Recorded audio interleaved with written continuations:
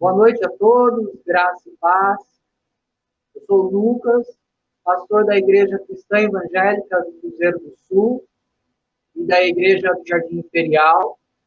Sejam bem-vindos a mais um momento onde teremos, na próxima hora, um período de devocional na Palavra do Senhor. Cada lar está neste momento reunido para cultuar ao Senhor. Logo, logo, se assim o Senhor nos permitir, estaremos reunidos num culto público. Essa é a nossa expectativa, a nossa ansiedade, de estarmos reunidos para, juntos como congregação, num momento solene de regozijo, de alegria, adorarmos juntos ao Senhor. Mas enquanto isso não é possível, nós temos nos reunido desta forma, através das tecnologias. E louvamos a Deus porque temos este acesso. E é possível, então, compartilhar da palavra do Senhor, cada um em sua casa, meditarmos juntos na mesma palavra, na mesma mensagem, no mesmo Espírito, servindo ao mesmo Deus, e clamando ao Senhor para que Ele nos dê o entendimento, a compreensão da tua palavra. Porque se deixar por nossa própria conta, nós somos incompetentes de compreender as Escrituras, as Sagradas Escrituras, mas graças a Deus, o Espírito Santo que habita em nós, ele nos dá o entendimento, a compreensão da lei do Senhor, e diante disso deve haver uma postura nossa de submissão e obediência. Ao sermos confrontados pela palavra do Senhor, mudarmos, fazer as mudanças necessárias, porque sempre há mudança que devemos fazer em nosso coração. Se nós pensamos que não tem o que mudar, é porque não estamos observando a nossa vida, observando o nosso coração. E o desafio desta noite será exatamente deixar que as Escrituras nos confrontem diante da grande obra que temos, que diz respeito a construirmos, edificarmos o muro da nossa fé. Vamos ver as posturas, as atitudes de Neemias, diante da construção do muro, diante do povo de Israel, e como isso se aplica às nossas vidas, como isso tem aplicação direta a mim e a você, tanto na nossa vida espiritual pessoal, no nosso relacionamento com Deus, como também no nosso relacionamento com a igreja, e, consequentemente, em todos os âmbitos da nossa vida, na família, na sociedade, no mundo. Bom, irmãos, eu quero, neste momento, iniciar com uma oração, pedindo que o Senhor fale conosco nesta noite. Senhor, nosso Deus e nosso Pai, damos graças ao Senhor pela oportunidade que o Senhor nos dá de estarmos reunidos neste momento para, juntos no mesmo Espírito, meditarmos na Tua Palavra, nas Sagradas Escrituras, para sermos, ó Deus, confrontados pela Tua lei. Pedimos ao Senhor que nos abençoe, nos dando a compreensão, o entendimento necessário, mas também, ó Deus, nos exorte a tomarmos uma postura, uma atitude diante da revelação da Tua palavra. Onde haja mudança de postura, de caráter, para isso precisamos do Senhor, mas também há responsabilidade pessoal. Que o Senhor nos ajude a compreender quais são essas nossas responsabilidades. Oramos a Deus por cada lar reunido neste momento, onde estarão, a Deus, cultuando ao Senhor.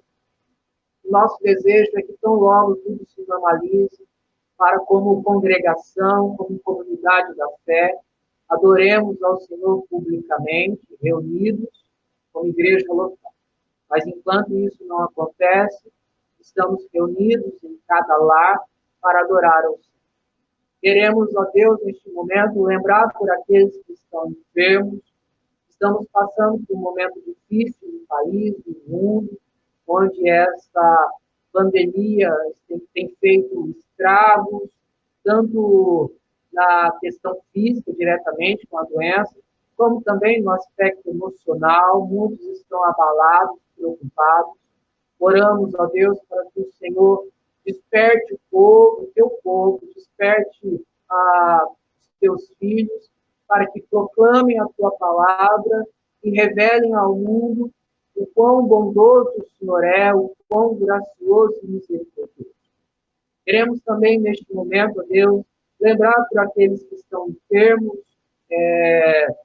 e quero fazer menção ao Luciano, Deus, o pai da Milena, do Mateus, e ele enfrentou um problema, um acidente.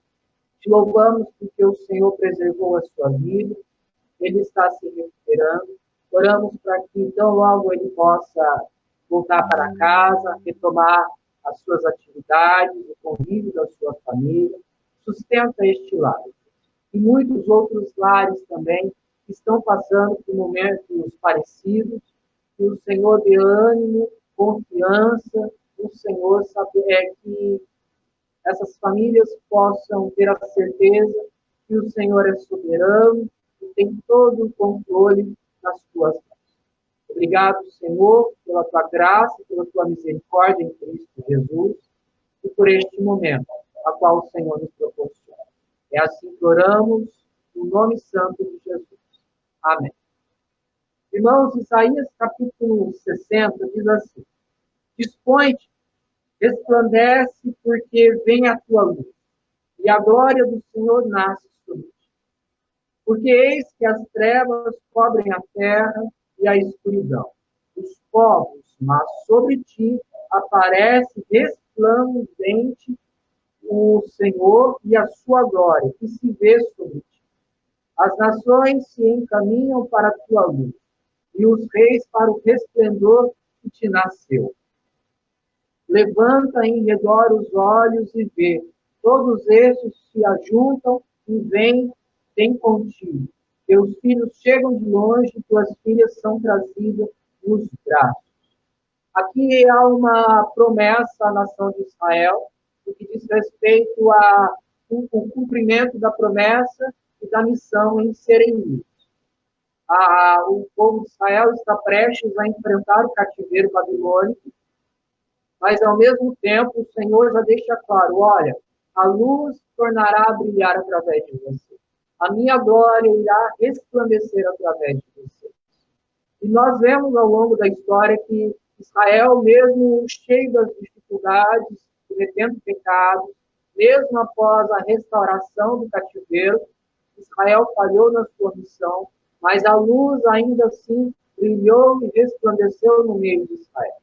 E é Cristo Jesus, o ungido do Senhor, o Messias, o Salvador e Libertador, não apenas da nação de Israel, mas de toda a humanidade. E nós, hoje, somos o corpo de Cristo, a qual a luz de Cristo brilha através de nós.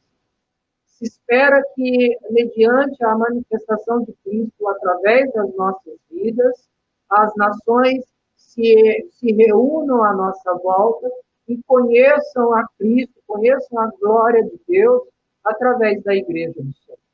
Que nós venhamos a cumprir essa missão. Nós venhamos, de fato, a assumir essa responsabilidade de resplandecer a luz de Cristo aos povos à nossa volta. Amém? Eu quero, neste momento, passar para o período de cântico e o Senhor nos eleve num momento onde o louvor seja entoado a Ele com sinceridade. Aí no seu lar, entoe cânticos ao Senhor, louve a este Deus maravilhoso, a qual nós servimos e a qual nos salvou em Cristo Jesus. Amém?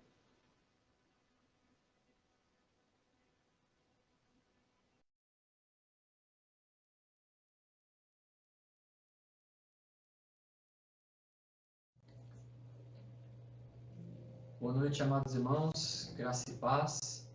Vamos dar início a este momento de louvor. Eu convido os irmãos para que possamos cantar este hino, um hino muito conhecido e que fala sobre a bendita cruz e a esperança de Jesus.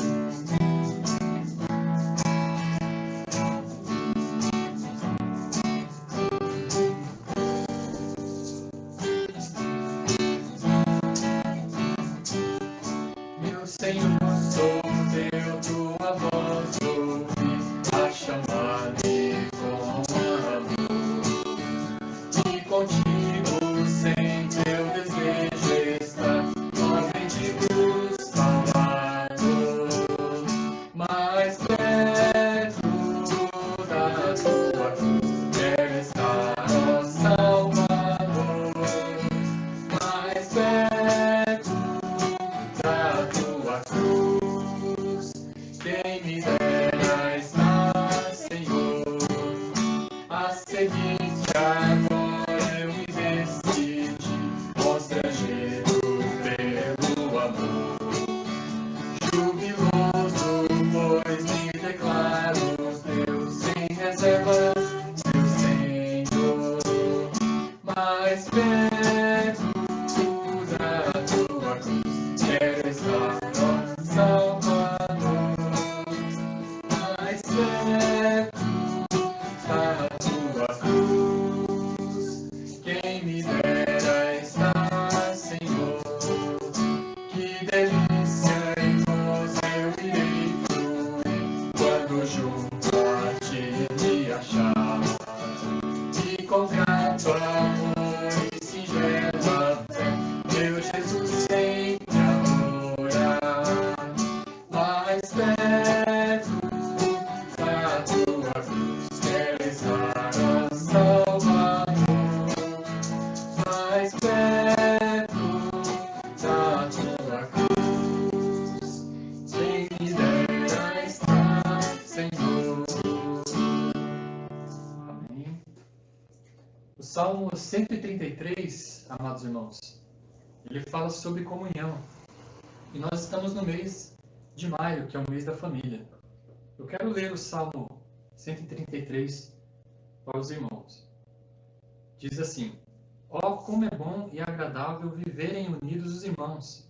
É como óleo precioso sobre a cabeça, o qual desce para a barba de Arão, e desce para a gola de suas vestes.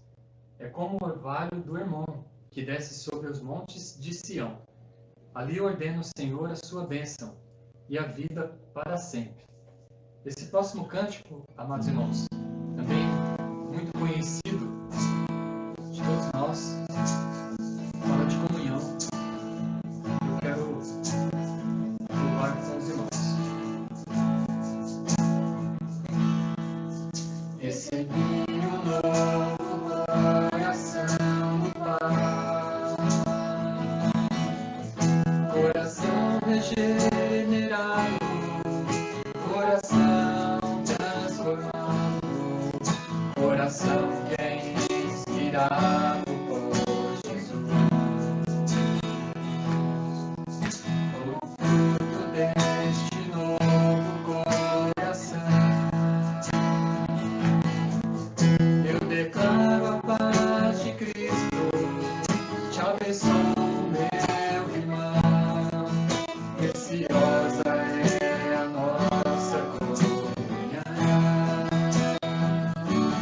Somos corpo, é assim bem ajustado, totalmente ligados, unidos, vivendo em amor, uma família, sem qualquer falsidade, vivendo a verdade, expressando a glória do Senhor, uma família, vivendo o compromisso do grande amor de Cristo.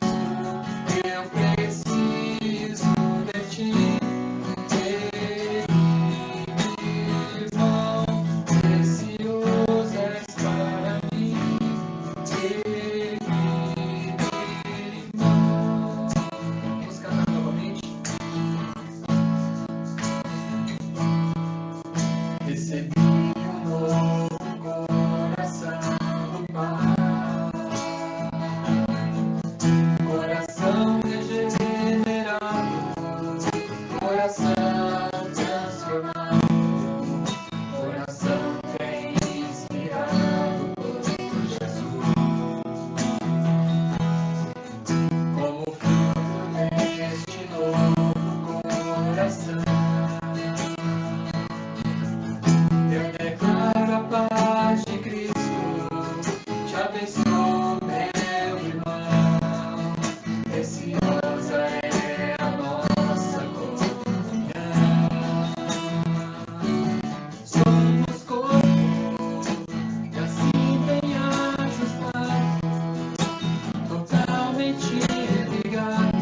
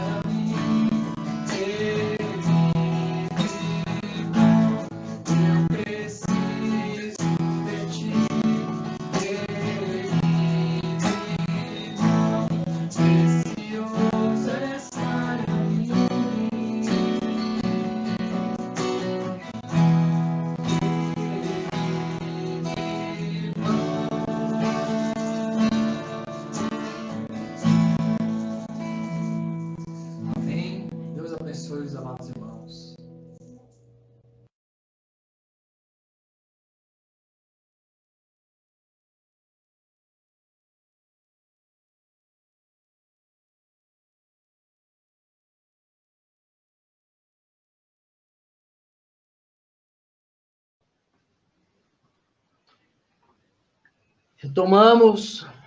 Quero agradecer ao Sandro, à equipe de cânticos, por este momento de louvor e adoração ao nosso Deus. Irmãos, eu quero mais uma vez fazer menção ao Dia das Mães.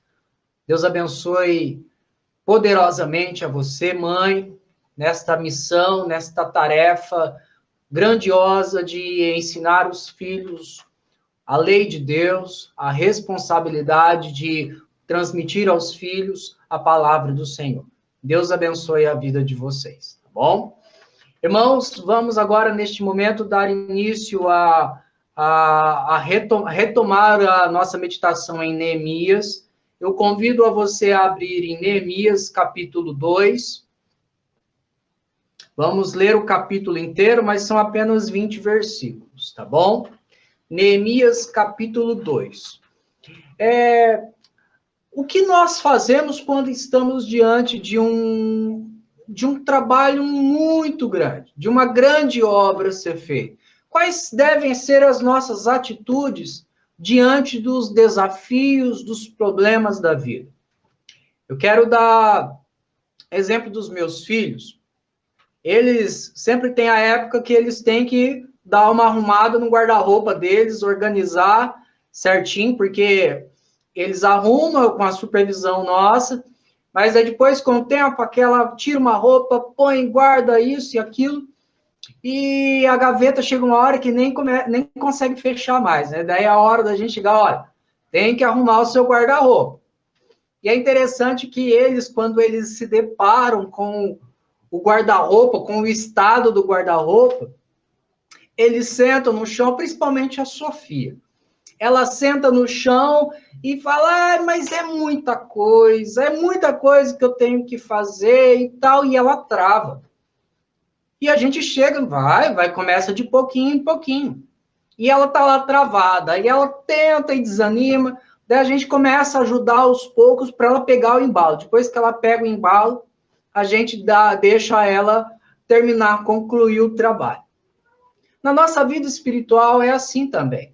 Quantas vezes nós nos deparamos com tanta coisa que precisa mudar na nossa vida, com tantas coisas que precisam ser restauradas, reavaliadas, reestruturadas, e nós desanimamos porque sabemos que o trabalho não é fácil, os desafios são grandes, há muita oposição, há muito trabalho a se fazer. Nós iremos aprender nesta noite, tirar algumas lições de como Neemias se comportou diante dos grandes desafios que estavam diante dele.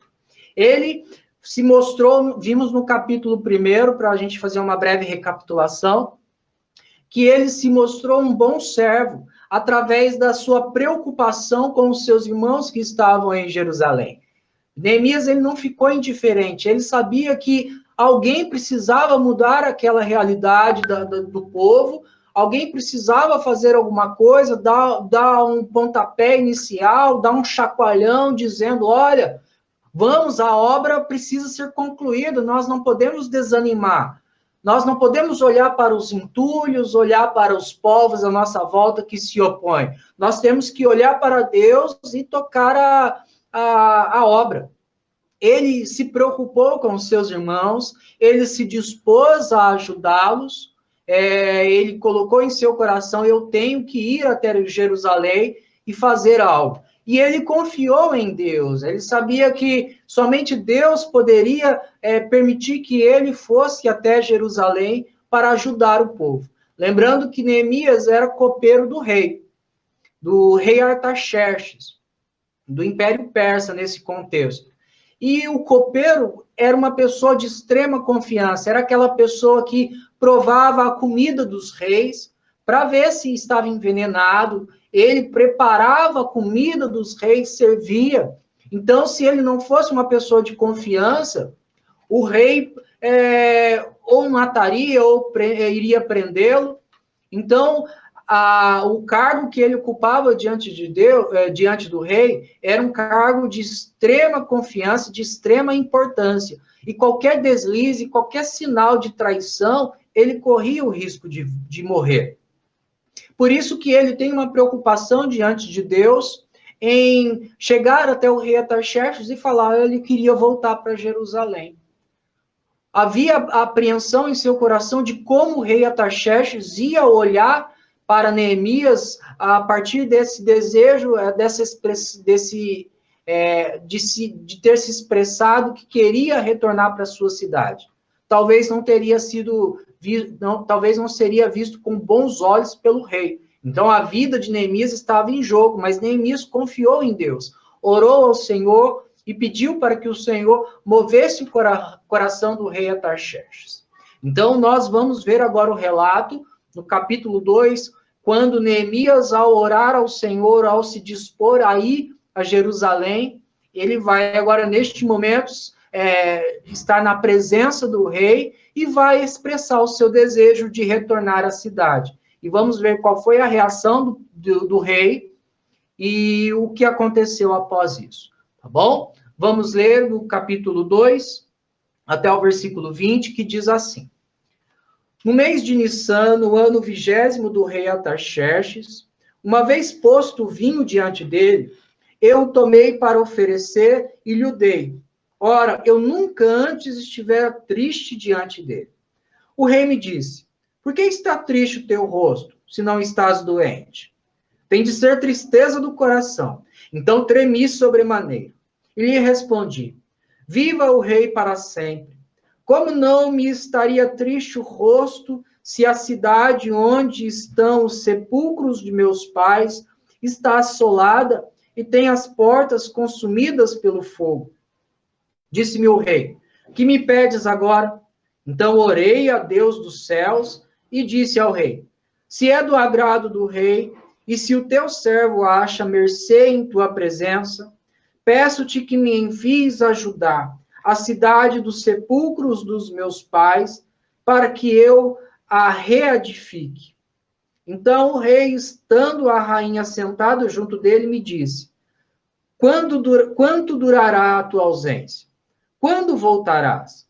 Aprove ao rei enviar-me e marquei certo prazo. E ainda disse ao rei: Se ao rei parece bem, dê-se-me cartas para os governadores da além do Eufrates, para que me permitam passar e entrar em Judá. Como também cartas para Asaf, guarda das matas do rei, para que me dê madeiras para as vigas das portas da cidadela do templo, para os muros da cidade e para a casa em que deverei alojar-me. E o rei mas deu, porque a boa mão do meu Deus era comigo. Então fui aos governadores da além do Eufrates e lhes entreguei as cartas do rei. Ora, o rei tinha enviado comigo oficiais do exército e cavaleiros. Disto ficaram sabendo Sambalate, o Horonita, e Tobias, o servo amonita. E muito lhes desagradou que alguém viesse a procurar o bem dos filhos de Israel. Cheguei a Jerusalém, onde estive 3 dias. Então à noite me levantei e uns poucos homens comigo. Não declarei a ninguém o que meu Deus me pusera no coração para eu fazer em Jerusalém. Não havia comigo animal algum, senão o que eu montava. De noite saí pela porta do vale, para o lado da fonte do dragão e para a porta do monturo, e contemplei os muros de Jerusalém que estavam assolados, cujas portas tinham sido consumidas pelo fogo. Passei a porta da fonte e ao açude do rei, mas não havia lugar por onde passasse o animal que eu montava. Subi à noite pelo ribeiro e contemplei ainda os muros. Voltei e entrei pela porta do vale e tornei para cá. Não sabiam os magistrados aonde eu fora, nem o que fazia, pois até aqui não havia eu declarado coisa alguma, nem aos judeus, nem aos sacerdotes, nem aos nobres, nem aos magistrados, nem aos mais que faziam a obra. Então eu lhes disse: Estáis vendo a miséria em que estamos? Jerusalém está assolada e as suas portas queimadas. Vinde, pois, reedifiquemos os muros de Jerusalém e deixemos de ser opróbrios. E e lhes declarei como a boa mão do meu Deus estivera comigo, e também as palavras que o rei me falara. Então disseram, disponhamos-nos e edifiquemos, e fortaleceram as mãos para a boa obra. Porém, Sambalate, o Horonita, e Tobias, o servo Amonita, e Gesem, o arábio, quando souberam, zombaram de nós e nos desprezaram e disseram, que é isso que fazeis? Quereis rebelar-vos contra o rei? Então lhes respondi, o Deus dos céus é quem nos dará bom êxito. Nós, seus servos, nos disporemos e reedificaremos. Vós, todavia, não tendes parte, nem direito, nem memorial em Jerusalém. Olha que interessante. Vemos, então, um homem que tinha um bom caráter e ele se apresenta diante do rei. Ele sabia que se ele não tivesse uma resposta positiva do rei, provavelmente ele seria lançado à prisão. Mas Neemias, tendo um bom relacionamento com Deus, ele confia em Deus e sabe que é através de Deus que ele terá bom êxito. Deus move o coração do rei, porque também Neemias tinha um bom relacionamento com o rei, e este caráter é um fator determinante para o sucesso das nossas realizações. João capítulo 15, versículo 7, Jesus fala, se permanecerdes em mim e as minhas palavras permanecerdes em vós, pedireis o que quiserdes e vos será feito. É interessante que Neemias, o pedido de Neemias a Deus era que Deus desse favor a ele diante do rei, para que Neemias cumprisse a vontade do Senhor. Neemias não pediu o favor de Deus para lidar com o rei, para fazer as suas próprias vontades. Quando Jesus fala, olha, tudo que vocês pedirem em meu nome será dado, eu farei, o que Jesus está dizendo, olha, tudo que for necessário para que vocês cumpram a missão de vocês, eu farei. Eu vou proporcionar tudo que for necessário, o ambiente necessário, as ferramentas necessárias para que você cumpra a sua missão. Muitas vezes as pessoas, nós confundimos este texto achando que Jesus está falando, tudo que vocês pedirem em meu nome eu vou fazer. Por exemplo, eu quero um carro, Senhor, em nome de Jesus. E Jesus, então, se sente obrigado a dar um carro a nós, porque nós falamos o nome de Jesus como se fosse uma palavrinha mais. Não é isso que o texto está dizendo. O texto está dizendo que Deus age em nosso favor quando nós nos dispomos a servi-lo e a cumprir os seus mandamentos, a cumprir a sua promessa, a vivenciar a sua promessa e cumprir a sua missão, a missão a qual ele nos deu, não a missão que nós desenhamos em nosso coração. Então, é o que estava acontecendo, é o que aconteceu com Neemias. Neemias chegou até Deus pedindo para que Deus o ajudasse a cumprir a missão, que era ir até Jerusalém e ajudar o povo na reedificação dos muros. Então, nós temos aí uma situação onde Neemias se apresenta diante do rei com um coração triste. Qual era o motivo da tristeza de Neemias? Ele apresenta ao rei. O rei pergunta, olha, por que você está triste? Você não está doente. Deve ser problema do coração. Por que você está assim? E Neemias, então, diz, olha, como eu posso estar triste se a cidade a qual os meus pais estão enterrados está desolada, destruída?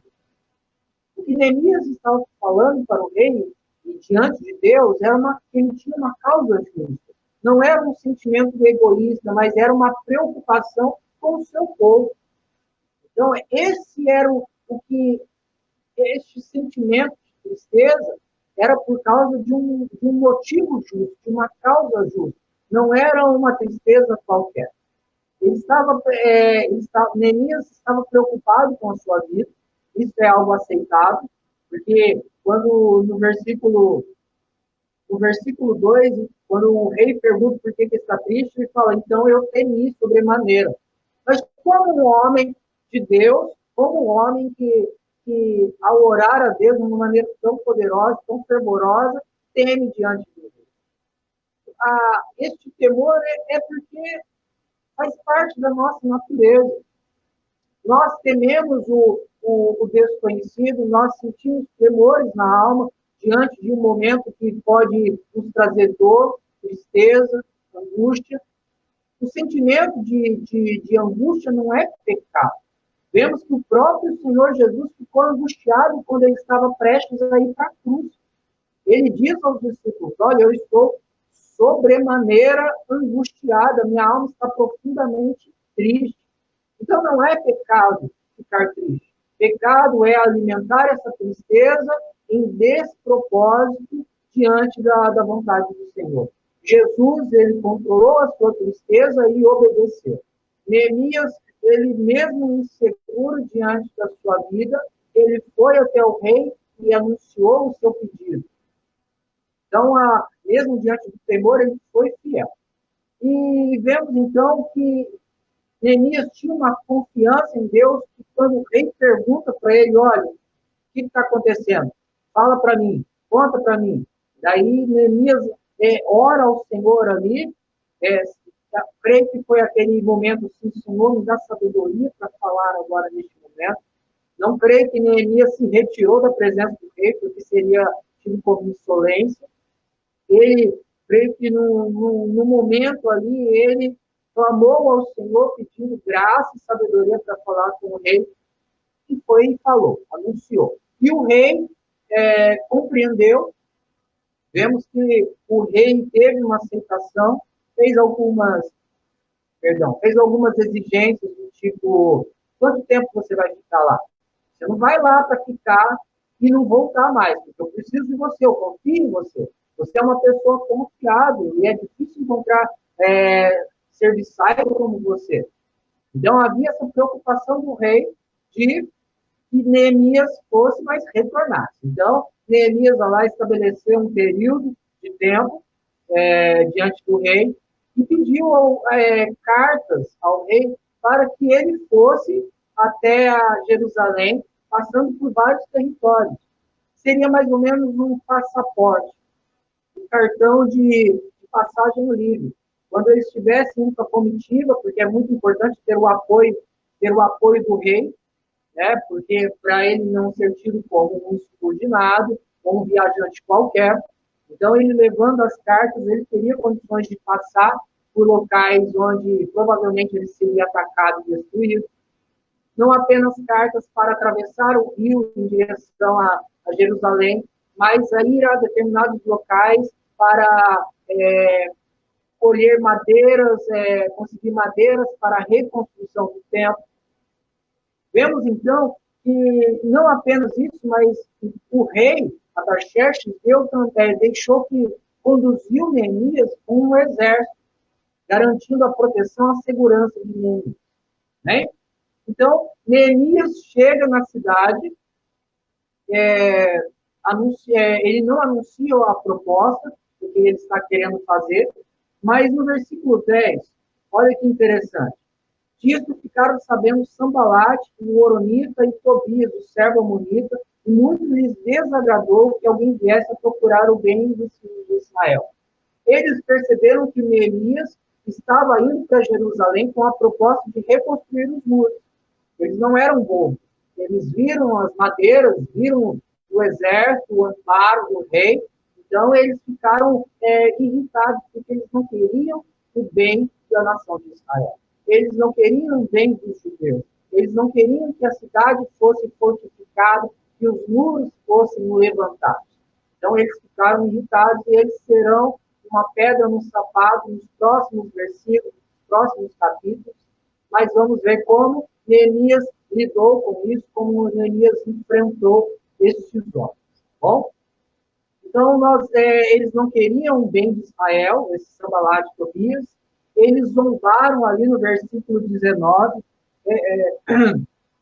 A atitude deles de zombarem de Neemias, de zombarem daqueles homens que estavam com a proposta de reedificar o templo, era para tentar desestabilizar o povo, desestabilizar aqueles homens que estavam liderando para a empreitada da reconstrução.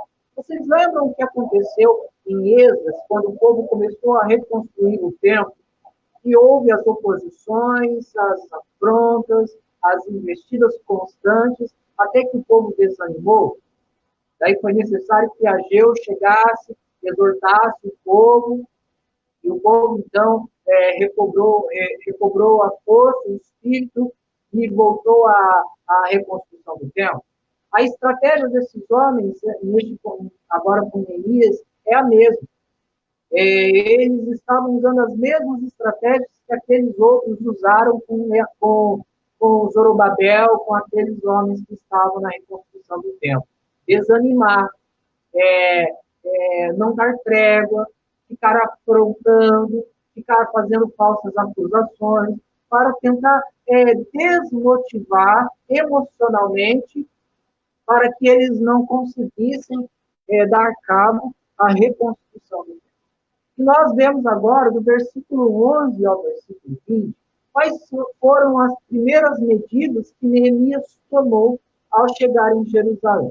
Ele faz uma inspeção sigilosa ao muro. Ele chega na cidade, durante a noite ele sai quietinho, alguns homens saem com ele, e ele começa a rodear a cidade, a observar o muro, a ver onde está destruído, a entender a situação, a compreender o que está acontecendo, o que é necessário, o tamanho da obra. Ele está fazendo uma inspeção minuciosa, sigilosa, para entender o que ele vai precisar fazer. Vemos também no versículo 17, que após ele fazer essa inspeção sigilosa, atenta aos pequenos detalhes, aos buracos, às brechas, ele chama o povo, os líderes, e faz uma exortação. Ele diz, olha, vocês estão vendo a miséria que nós estamos, vocês estão vendo Jerusalém assolada, as suas portas, vamos edificá-las, vamos levantar os muros, porque o Senhor é comigo. No versículo 18, ele encoraja o povo, ele exorta o povo, mostrando o estado da cidade, e ao mesmo tempo ele encoraja o povo, dizendo, olha, Deus foi comigo no meu retorno para a cidade de Jerusalém. E Deus será conosco nessa empreitada de levantarmos, de edificarmos os muros de Jerusalém.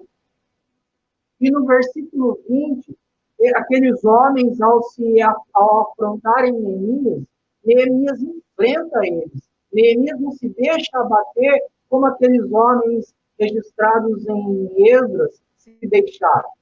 Neemias enfrenta eles dizendo, olha, Deus dos céus é quem nos dará êxito. Ele está querendo dizer, olha, não adianta vocês ficarem aí nos atormentando, porque nós, os servos de Deus, nos disporemos e edificaremos. Vós não terão parte conosco, não adianta vocês tentarem se infiltrar no nosso meio, se envolver conosco, nós não queremos nada com vocês, não adianta vocês ficarem aqui vindo nos afrontar, vindo nos atrapalhar. Nós não queremos nada com vocês, porque nós temos uma missão e nós iremos cumprir essa missão. Neemias, ele foi cauteloso para identificar os problemas que estavam diante dele. Ele estava se preparando para enfrentar estes problemas. E ao exortar e ao encorajar o povo, ele inicia a obra. E isso está registrado a partir do capítulo 3, que nós veremos no próximo domingo, se o Senhor nos permitir. Tá bom? Então, diante dessa postura de Neemias, quais são as atitudes do que nós devemos fazer? Quais são os nossos passos para o fortalecimento espiritual da nossa vida? Lembrando que o muro de Jerusalém era um sinal de proteção contra os ataques dos povos. Era uma maneira onde se proteger o templo, se proteger a cidade, os moradores, dos ataques dos outros povos.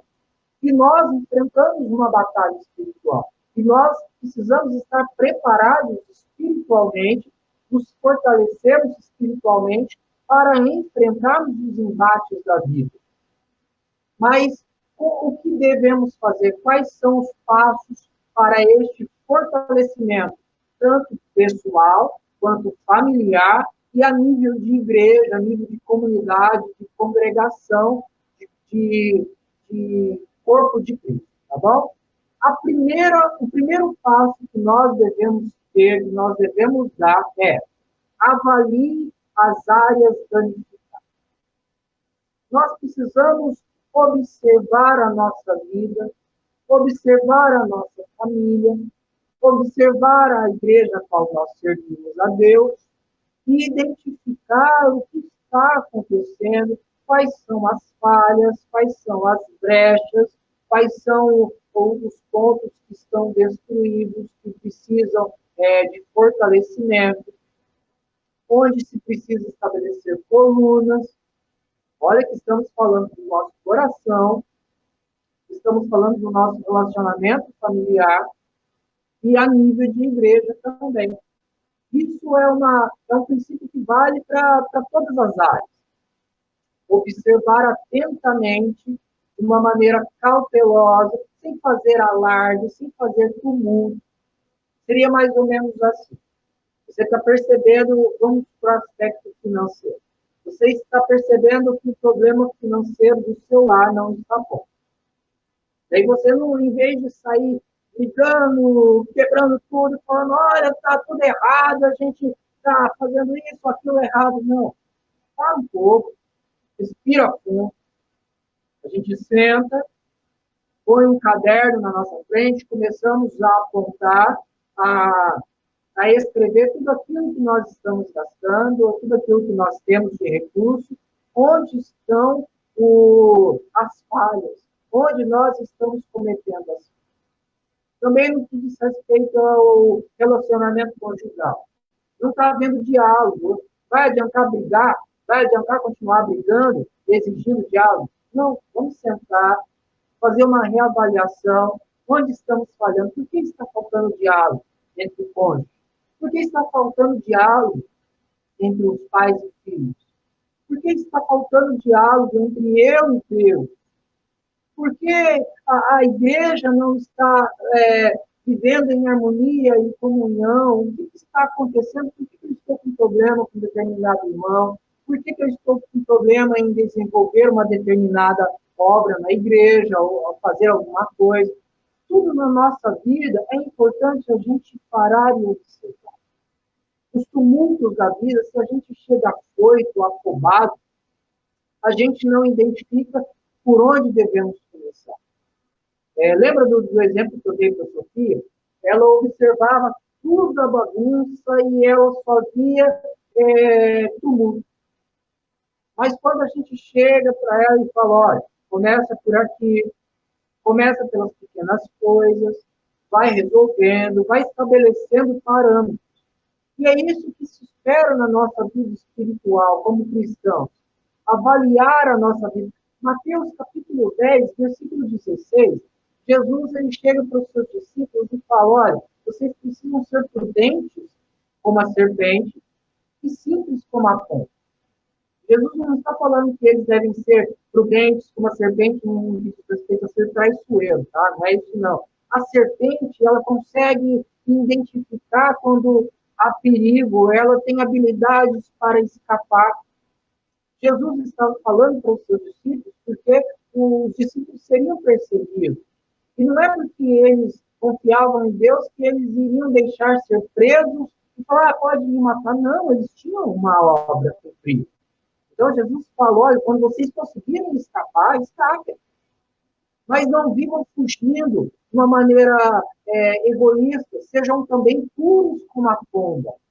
Saibam identificar o momento, porque vai ter momento onde vocês não poderão fugir, vocês terão que enfrentar os magistrados, terão que enfrentar os juízes, os soldados, para testemunhar da fé.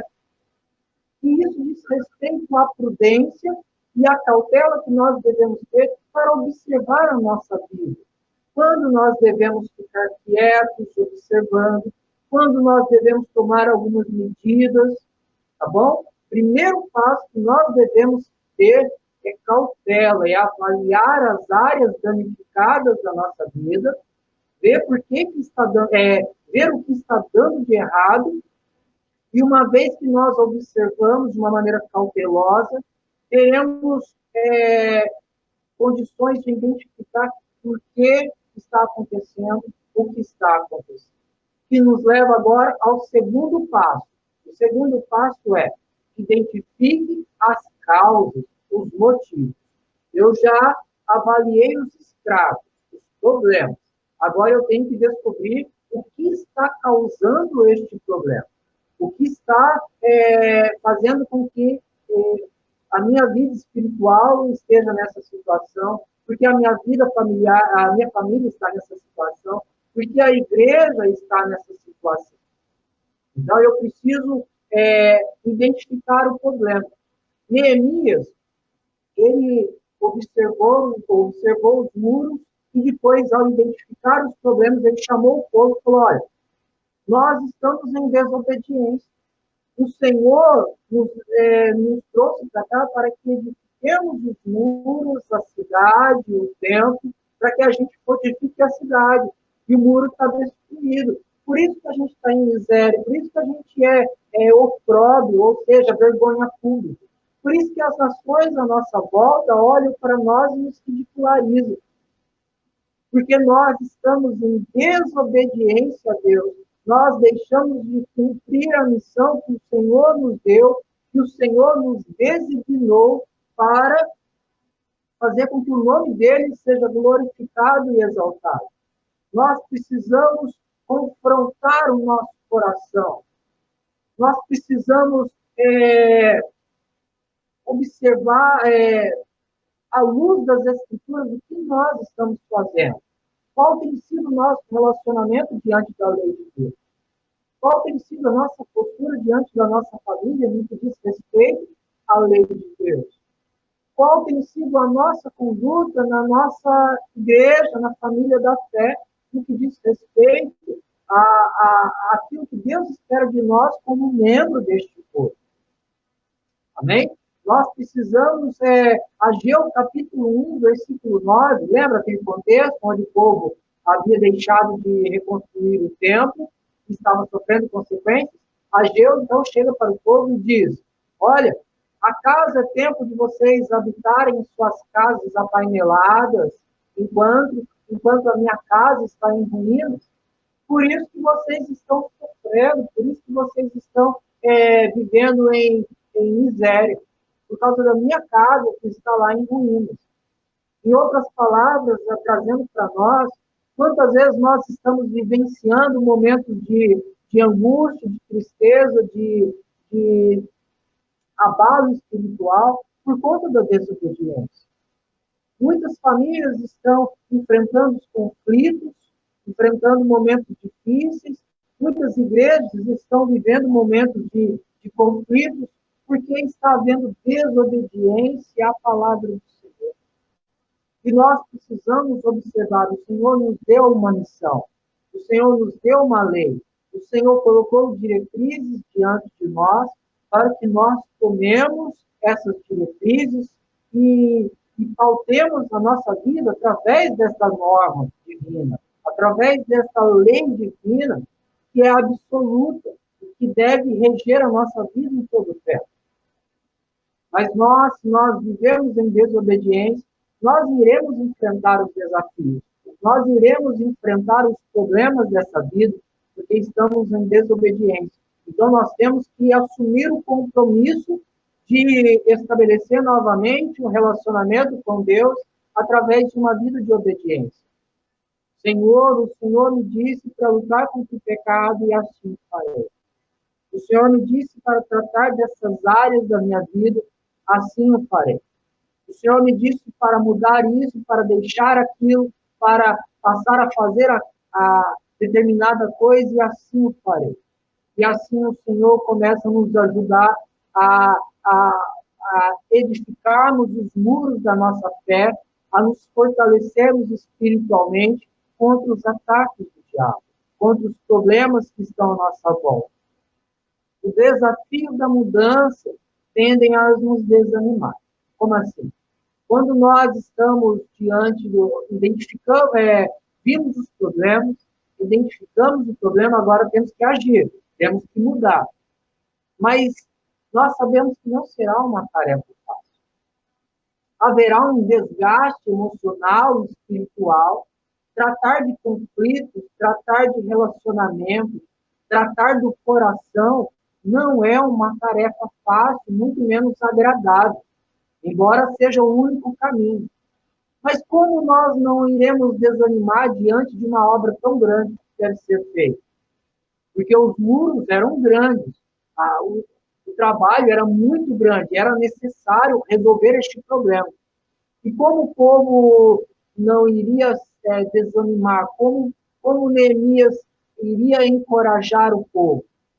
Nós vamos para o terceiro passo, que é busque forças em Deus. Nós devemos buscar forças para tratar do nosso coração, para resolver os conflitos familiares, para auxiliar a comunidade da fé, a igreja local, através de Deus, através das forças que Deus nos dá, não pelas nossas próprias forças. Porque se depender de nós, nós iremos desanimar. Nós não conseguiremos superar os desafios. Mas o Senhor está dizendo, olha, eu sou contigo. Neemias disse isso ao povo, olha, o Senhor está comigo. O Senhor foi comigo quando eu conversei com o rei, e o Senhor é conosco agora, quando nós iniciarmos a obra. Então, mãos à obra, levantemos, renovemos as nossas forças em Deus, porque o Senhor nos dará bom êxito. Hebreus, capítulo 12, eu convido você a abrir lá. Hebreus, capítulo 12. O autor de Hebreus, ele fala sobre como nós devemos enfrentar os desafios da vida e como não esmorecer. Diz assim, até o versículo 3.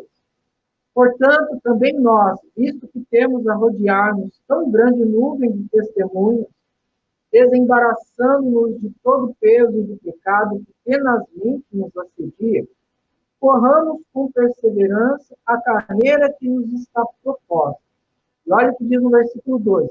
Olhando firmemente para o autor e consumador da fé, que é Jesus, o qual, em troca da alegria que lhe estava proposta, suportou a cruz, não fazendo caso da ignomínia, e está sentado à destra do trono de Deus. Considerai, pois, atentamente aquele que suportou tamanha oposição dos pecadores contra si mesmo, para que não vos fadigueis, desmaiando-vos em vossa alma. O autor de Hebreus está dizendo, olhe para Jesus. Somente ao olharmos para o autor e consumador da nossa fé, encontraremos forças para continuar a nossa caminhada, nos fortalecendo diante das batalhas dessa vida. Devemos olhar para os feitos de Deus em Cristo Jesus na nossa vida, a qual nos libertou da escravidão do pecado. Como nós podemos ficar indiferentes com a libertação do pecado, com a vitória sobre a morte em Cristo Jesus? Como nós podemos olhar para quem nós éramos no passado e quem nós somos hoje e não encontrarmos forças para continuar as pelejas dessa vida, a não carregarmos a nossa cruz, sabendo que o próprio Senhor Jesus carregou a cruz no meu e no teu lugar, para que fôssemos salvos pelo seu sangue, justificados pelo seu sangue, e encontrássemos a redenção, a vida eterna, no meio da ressurreição do seu corpo. Nós temos uma promessa diante de nós, temos uma esperança em Cristo Jesus. É isso que nos encoraja, é isso que nos fortalece para enfrentarmos os desafios dessa vida, para suportarmos as dificuldades, as lutas que tanto nos afligem a alma. Em 2 Coríntios, capítulo 8, capítulo 4, olha o que o apóstolo Paulo diz, versículo 8 a 11. Em tudo somos atribulados, porém não angustiados, perplexos, porém não desanimados, perseguidos, porém não desamparados, abatidos, porém não destruídos, levando sempre no corpo o morrer de Jesus, para que também a sua vida se manifeste em nosso corpo. Porque nós que vivemos somos sempre entregues à morte por causa de Jesus, para que também a vida de Jesus se manifeste em nossa carne mortal. O apóstolo Paulo está falando sobre as lutas diárias que ele enfrenta, mas mesmo assim ele encontra forças a ponto de viver dia após dia o morrer em Cristo e o viver em Cristo. Porque ele sabe que a morte de Cristo, através do seu próprio corpo, manifestará a vida de Cristo através da ressurreição. Essa é a esperança do apóstolo Paulo. É a maneira a qual ele encontra para suportar os desafios dessa vida e encontrar forças para continuar a sua jornada. Neemias encorajou o povo a olhar para Deus, para olhar para a mão forte e poderosa de Deus que estava com o povo. E o povo, então, no versículo 18, disse a Neemias: disponhamos-nos e edifiquemos, e fortaleceram as mãos para a boa obra. Nós precisamos encontrar forças em Deus, buscar forças em Deus. Primeiro passo, avalie as áreas danificadas da sua vida. Segundo, identifique as causas, os motivos pelos quais, porque nós estamos nessa situação. Terceiro, busque forças em Deus, porque se nós não buscarmos a força em Deus, encontraremos desânimos, dificuldades e não conseguiremos continuar, iniciar a obra, porque é uma obra árdua, grande, mas é necessário ser feita. Agora vamos para o último passo, a última atitude que Neemias teve e que nos ajuda também a lidar com os desafios da vida e que diz respeito ao fortalecimento espiritual, que é enfrente às oposições à obra. Aqueles homens Sanbalate, Tobias, Gesem, eles estavam ali tentando atrapalhar a obra, desestabilizar aqueles homens que estavam trabalhando. E olha, já vou adiantar, eles não vão desistir neste momento. Mais para frente, nós sabemos que eles ainda continuaram atrapalhando, tentando atrapalhar Neemias, e Neemias não se deixou levar. Mas, pelo contrário, Neemias não apenas ignorou, mas os confrontou, enfrentou a eles, dizendo: Deus dos céus é quem nos dará o êxito. Se vocês estão tentando nos destruir, saiba que o Deus dos céus está conosco. Nós confiamos em Deus. A nossa confiança está em Deus. Nós somos servos de Deus. Há uma sujeição nossa a Deus. E vocês não terão parte conosco, porque nós somos um povo separado. Vocês são idólatras, impuros, e vocês não participarão dessa empreitada conosco. Então, em outras palavras, Neemias estava dizendo: vão embora e nos deixem em paz. Quando se fala da nossa vida, quem são esses Sanbalates, esses Tobias, esses Gesems da vida que nos atrapalham? Não é o marido, não é a esposa, não é os filhos, não é o irmãozinho da igreja. A palavra do Senhor em Efésios capítulo 6, versículo 10, fala que estamos numa batalha. E esta batalha não é contra a carne ou sangue, e sim contra os principados e potestades.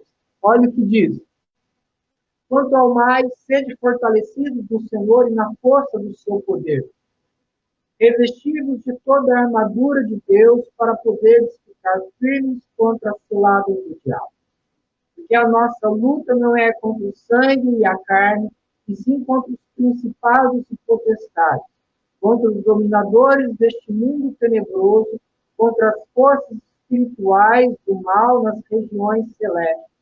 Portanto, tomai toda a armadura de Deus para que possais resistir no dia mal e, depois de terdes vencido tudo, permanecer inabaláveis.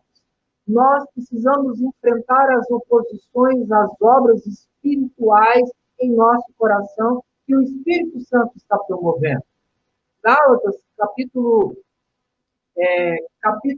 5, fala sobre a luta entre o Espírito e a carne, que são opostas entre si. E nós vivemos uma luta constante.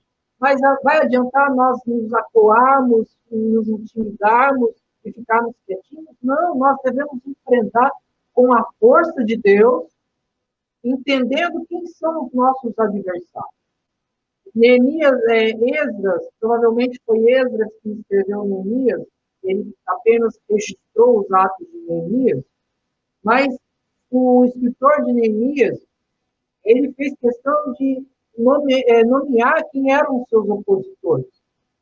E nós precisamos identificar quem são os nossos opositores.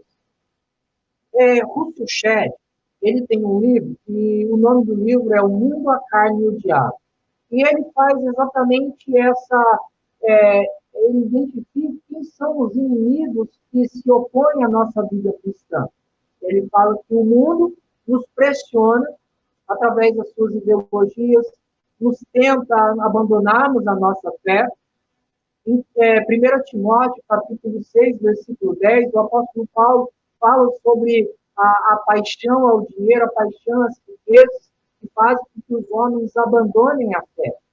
O mundo nos pressiona de todas as formas para que a gente passe a olhar para este mundo, a ceder às tentações, os desejos deste mundo, e com isso nós somos sufocados. Jesus mesmo disse que algumas sementes do Evangelho nascem, mas elas nascem entre espinhos, entre abrolhos, que sufocam a semente, que sufocam a planta. E Jesus disse que esses espinhos, esses abrolhos, são as preocupações da vida. E nós precisamos entender que o mundo é um dos nossos inimigos que nós precisamos tratar, que nós precisamos enfrentar. Quando o mundo estiver dizendo, olha, ande de acordo com o curso natural deste mundo, nós precisamos lembrar das palavras de Jesus que diz, o mundo passará juntamente com suas concupiscências, mas a minha palavra de modo nenhum passará, ou seja, as promessas de Deus de maneira nenhuma passarão. Um outro inimigo que nós devemos nos atentar é o nosso próprio coração, a carne, os desejos, os impulsos, as concupiscências dos olhos, da carne, que são os desejos incontrolados, incontroláveis. Nós precisamos dominar esses desejos. O nosso coração milita contra o espírito. Este é um inimigo que nós lutamos dia após dia. Nós somos o nosso próprio inimigo. E temos também o diabo, 1 Pedro, capítulo 5, versículo 8, o apóstolo Pedro diz, o diabo, o vosso adversário, anda ao derredor, procurando alguém que possa tragar. O diabo, ele é oportunista. O mundo pressiona, o nosso coração deseja, e o diabo fica apenas à espreita. Quando nós cedemos às pressões do mundo, quando nós cedemos às tentações, o diabo vem e nos ataca. O diabo vem e traz conflitos, tristezas, angústias em nossa alma. Por outro lado, se nós não cedemos às tentações, às pressões do mundo, se nós tratamos do nosso coração, o diabo não pode fazer nada contra nós. Mas quando nós saímos da presença do Senhor, quando nós, em desobediência, passamos a sofrer as consequências por causa do pecado. Então, nós precisamos enfrentar as oposições à obra que Deus quer realizar, que está realizando em nossa vida, que é o mundo, que é a pressão que o mundo exerce, a carne e o diabo.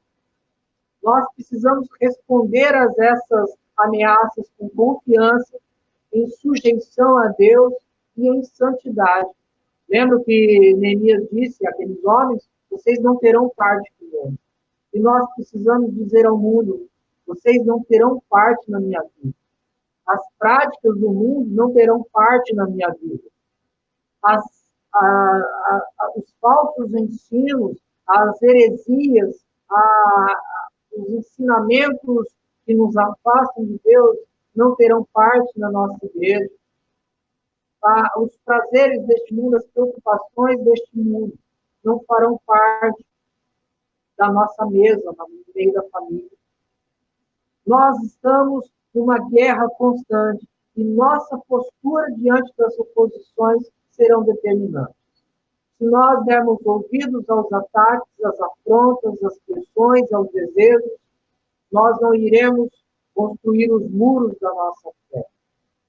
Mas se nós nos opusermos a enfrentar os nossos inimigos, nós iremos permanecer firmes e o Senhor nos dará a força necessária para construirmos uma fé inabalável, firme e forte na presença de Deus. Amém? Então, para concluir, os 4 passos para o fortalecimento espiritual. Primeiro, avalie as áreas danificadas da nossa vida. Segundo, identifique as causas, os motivos por que essas áreas estão danificadas. Terceiro, busque forças em Deus para tratar desses problemas, para enfrentar os desafios. E quarto, enfrente as oposições à obra. Não baixe a guarda. Enfrente, na confiança no Senhor, na sujeição à lei do Senhor e na vida em santidade, sem deixar que o mundo ocupe o seu coração. Eu quero, neste momento, fazer uma última oração para que o Senhor, pedir ao Senhor que nos fortaleça diante desta grande obra que está diante de nós. Amém? Vamos orar ao Senhor. Pai amado, mais uma vez queremos te agradecer pelo tempo que o Senhor nos proporcionou de meditarmos a tua palavra. Os mesmos desafios que Neemias enfrentou, nós enfrentamos na nossa vida espiritual. As mesmas responsabilidades e missões que aquele povo teve diante deles, também dizem respeito à nossa vida, no que diz respeito ao nosso relacionamento com o Senhor e o crescimento espiritual. Os mesmos opositores continuam firmes diante de nós, tentando nos afastar, nos desestabilizar, nos colocar ao chão, mas nós confiamos no Senhor. Nós entregamos a nossa vida ao Senhor e pedimos que o Senhor nos ajude com a força do Espírito Santo a enfrentarmos os desafios que estão diante de nós. Os desafios em nosso coração, Senhor. Nos ajude a tratar do nosso coração, a reconhecer onde estamos falhando, onde estamos desobedecendo. Os desafios, os problemas familiares, nos ajude a identificar quais têm sido as áreas as quais nós temos falhado, de maneira que a nossa família está sendo penalizada. Nos ajude também, Senhor, a contribuir para o fortalecimento espiritual da nossa igreja local. Como nós podemos servir ao Senhor e aos nossos irmãos, de maneira que os muros da nossa fé venham nos fortalecer como igreja local, igreja relevante, para levarmos luz, manifestarmos a luz de Cristo em meio a esta sociedade que está em. Nos ajude, Senhor, nesta missão, nesta empreitada, de levantarmos, de reedificarmos os muros da nossa fé, a fortalecermos a nossa vida espiritual. Nós somos totalmente dependentes do Senhor. Por isso, clamamos pela tua graça e pela tua misericórdia. Abençoa cada lar neste mundo, a cada vida. Ajude-nos, ó Deus, a confiar no Senhor acima de tudo. É assim que oramos, gratos, no nome santo de Jesus. Amém. Irmãos, neste momento estamos encerrando este momento maravilhoso, onde podemos ler a palavra do Senhor, meditar nela. Lembrando que na quarta-feira, às 19h30, teremos uma nossa reunião novamente, onde estamos estudando o Evangelho de João, tá bom? Então, eu convido a você a participar conosco nesta quarta-feira, às 19h30, tá bom? Pela página da igreja, pelo canal no YouTube da nossa igreja. Temos aí à disposição as ferramentas que nos têm auxiliado na pregação do Evangelho, na interação de uns para com os outros, neste momento onde estamos afastados, tá bom? E no próximo domingo, pela manhã, às 9 horas, estaremos meditando sobre família, lembrando que no mês de maio celebramos o mês da família. Então, convido a você a refletir conosco a importância de termos uma família estruturada, que diz respeito ao relacionamento com Deus. E como alcançar essa estrutura? Como construir uma família forte na presença do Senhor, forte para enfrentar os desafios que estão diante de nós. E à noite, no domingo, às 19 horas, darmos continuidade ao livro de Neemias. Se o Senhor nos permitir, iremos iniciar o capítulo 3. Amém? Eu quero ler a palavra do Senhor para encerrarmos neste momento. A palavra do Senhor diz assim: Ora, o Deus da paz que tornou a trazer dentre os mortos a Jesus, o nosso Senhor, o grande pastor das ovelhas, pelo sangue da eterna aliança, nos aperfeiçoou em todo o bem, para cumprirdes a sua vontade, operando em vós o que é agradável diante dele. Por Jesus Cristo, a quem seja a glória, para todos sempre, e todos digam amém. Deus nos abençoe, tenham uma semana abençoada na presença do Senhor. E obrigado por compartilhar conosco este